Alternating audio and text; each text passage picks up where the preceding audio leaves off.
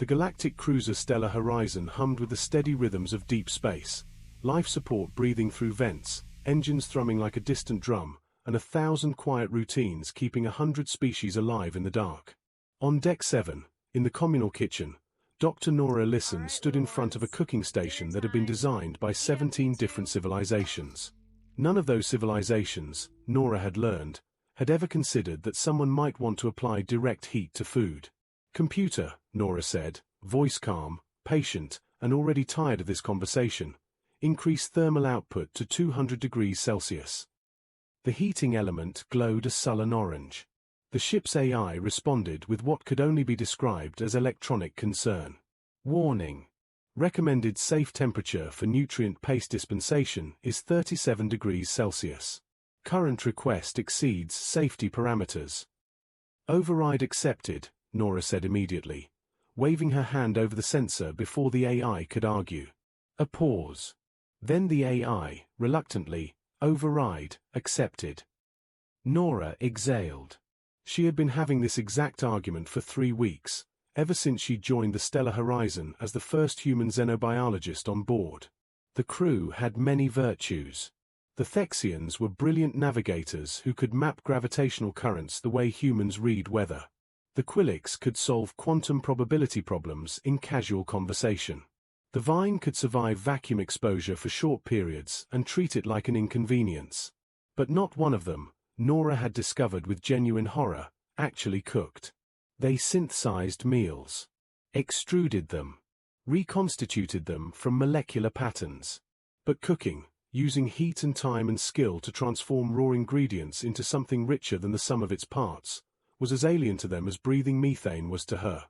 Nora had decided to change that. She had bartered 3 days of overtime, 2 favors, and a full genetic analysis of Quilix fungus to secure actual ingredients from the cargo hold. Now, on the counter in front of her, tomatoes, onions, garlic, ginger, and a protein substitute that was close enough to chicken to make her homesick. Tonight, she was making curry. And she was going to make it properly. Nora set the pan down like she was setting a standard. Then she began. Oil first, just enough to shimmer. Onions next, diced clean and even, the way her grandmother had taught her back on Earth. When the onions hit the heat, they hissed and softened, turning glossy and translucent. The smell rose immediately, warm, sharp, alive. The ship's kitchen ventilation system, which had been built to handle sterile nutrient vapor, seemed to hesitate in confusion. Nora smiled despite herself. "See," she muttered under her breath. "This is what food is supposed to do." She reached for garlic and ginger. And that was when the kitchen door slid open behind her with a soft hiss. Nora didn't turn. She kept chopping. "If you're here to tell me open heat violates another regulation," she said, "save your breath. I'm already in trouble." A curious sound answered her. Not a voice. A chirp, soft, questioning, almost polite. Nora froze. Knife hovering above the cutting board. She turned slowly. 2 pairs of enormous golden eyes stared up at her from knee height. The creatures looked like someone had taken the Cheshire cat, shrunk it to the size of a house cat, coated it in sleek midnight blue fur with silver stripes, and given it slightly too many whiskers. Their ears swiveled independently like radar dishes, tracking her movements with precise, unsettling focus. "Oh," Nora breathed. Then, automatically, because humans were biologically incapable of resisting anything small and wide-eyed, her voice softened. "Hello there." The cubs tilted their heads in perfect synchronization. The one on the left was slightly smaller, with a white patch on its chest. It chirped again. The larger cub padded forward.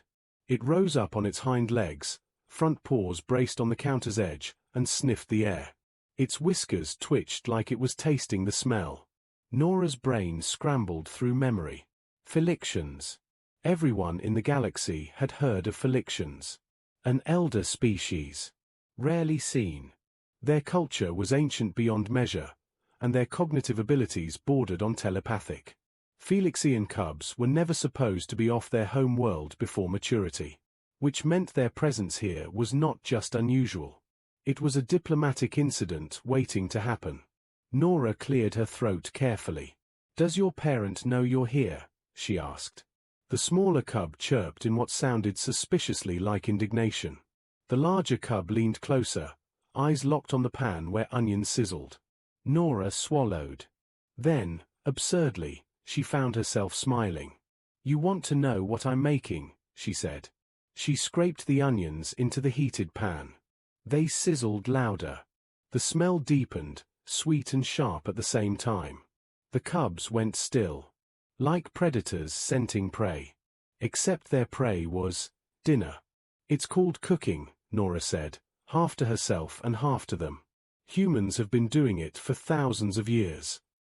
The smaller cub emitted a rapid series of chirps, complex, layered, almost like language. Then the world shifted. A voice, clear, young, and impossible, appeared inside Nora's mind. "We are Rexel and Nexa." Nora's hands went rigid. Her knife clinked softly against the counter as she set it down with slow, deliberate care. "You're," she whispered aloud. "You're telepathic." "All Felixians possess the inner voice," the mental tone replied. This was Rexel, she sensed, the larger one.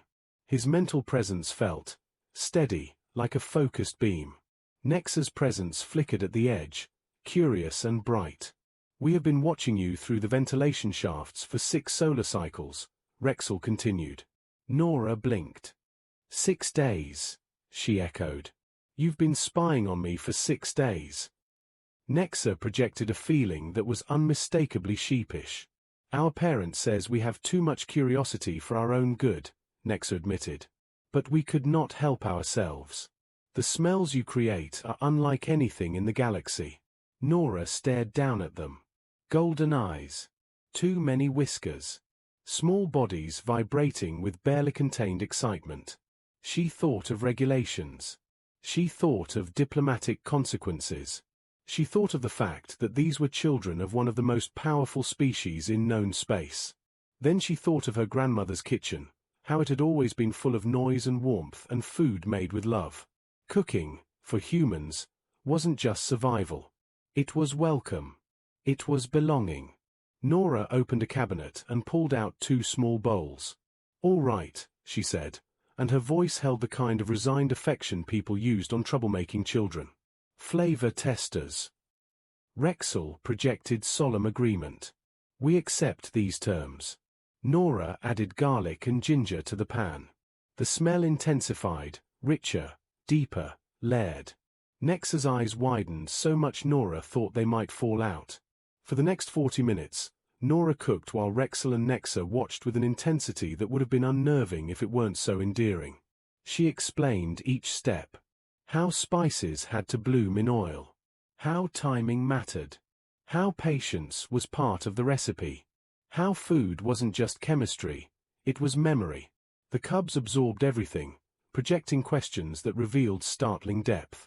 "Why does heat change scent so dramatically?" Rexel asked. "Because heat wakes things up," Nora replied. "It releases what's trapped inside. It turns quiet ingredients into loud ones." Nexa projected wonder. "You transform the raw into something else." Nora nodded. "That's the point." When the curry was finally done, thick, fragrant, alive, Nora ladled tiny portions into the bowls and cooled them carefully. She set them on the floor. Rexel and Nexa approached cautiously, sniffing like scientists, and like cubs. Then they ate. Simultaneously. And the mental silence that followed was profound. For a moment, Nora thought she'd done something wrong. Then Nexa's inner voice trembled through her mind like a stunned whisper. We have no words." Rexel's mental presence sharpened. "Our people have traveled for 10,000 generations. We have catalogued the foods of 600 species." He paused. "But this is alchemy." Nora felt her throat tighten. "It's just curry," she said softly, as if saying it smaller would make the moment less intense. Both cubs projected together, their minds overlapping like harmony. "No. It is hope made edible. It is culture in a bowl."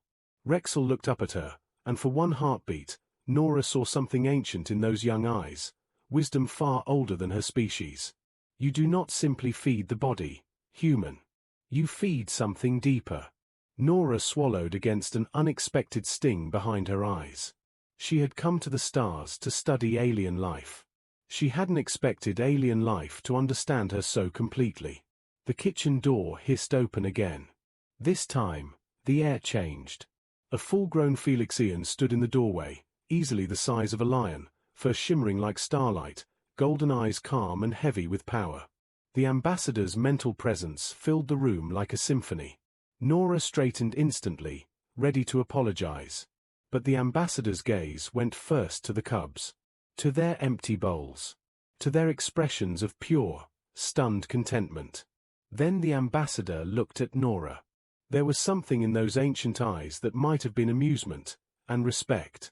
I have been searching for these two troublemakers for an hour, the ambassador projected. Warm exasperation sat beneath the words like a smile.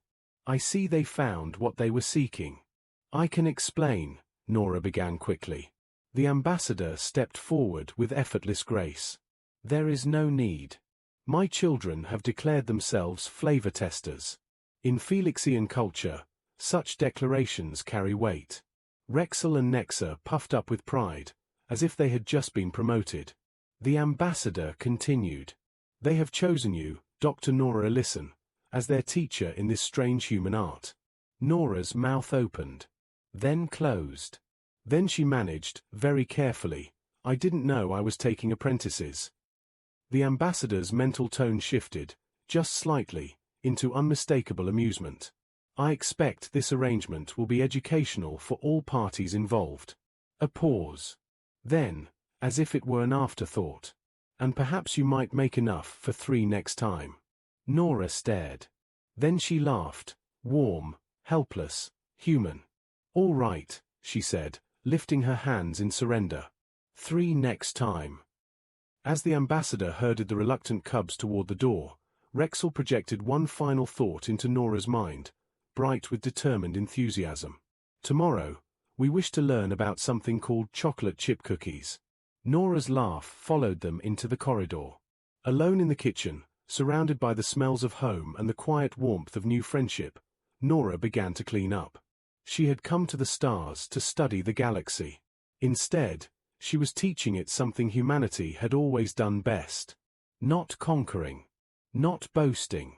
Just sharing. Just transforming. And making strangers feel like they belonged at the table. Even if those strangers had too many whiskers, and a taste for curry.